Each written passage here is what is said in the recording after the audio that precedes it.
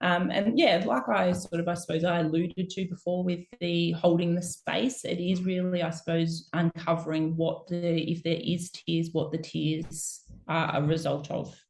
Okay, so they're often in those, especially in the younger years, and when they can't articulate the way they feel, it is often their way of expressing that a primary need needs to be met, and or an emotional need, their way of recovering from trauma. If there's physical pain, emotional pain, and how we hold that space to listen to the tears. So when I talk about listening to tears, holding space, being present, it's very different to cry it out. Okay, so if we're listening to tears in arms, showing our loving presence, empathizing, showing compassion, and yeah, just being there to listen to the tears, that's their way of releasing stress and tension from their bodies.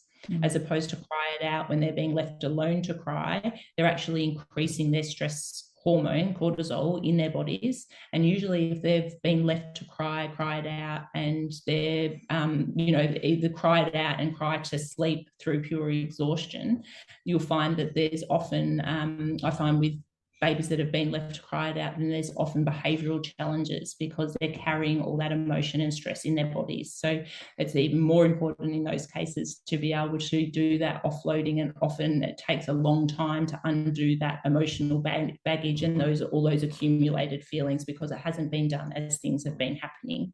So it's having that sense of trust if we are being met with resistance, that they may just need to offload, but it's in our loving presence as opposed to being left alone, and setting up that sense of trust. If you need me, I will be here, and I'm here, and I'm present, and I'm listening, and I can see you. It's a great example of that. I love how you've made that distinction with crying it out, because and showing the difference between holding space. It's almost like that saying, if you take the easy road and just ignore them, and eventually they'll stop, life's going to get a lot harder, because that's going to create a maladaptive response in that child, because they have to, their survival needs are not being reinforced.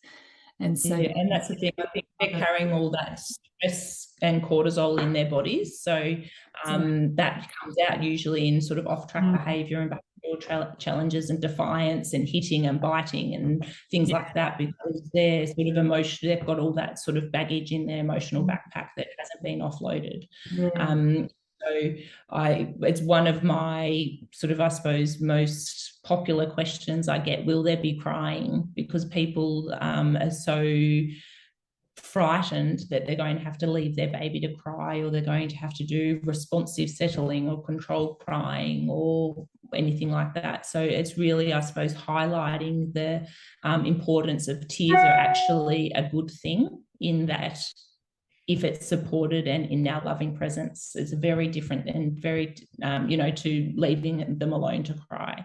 But we need to cry the same as adults. Sometimes it, feels amazing to have a really good cry and, get it out of our bodies. Sometimes you can't articulate, or you're so frustrated, or you're so angry, just tears naturally come. It's our body's natural way of releasing that sort of stress and tension and, trauma from our bodies. So we're really just acting as the vehicle to be able to help them to offload those stresses and tensions. Yeah, beautiful. Thank you.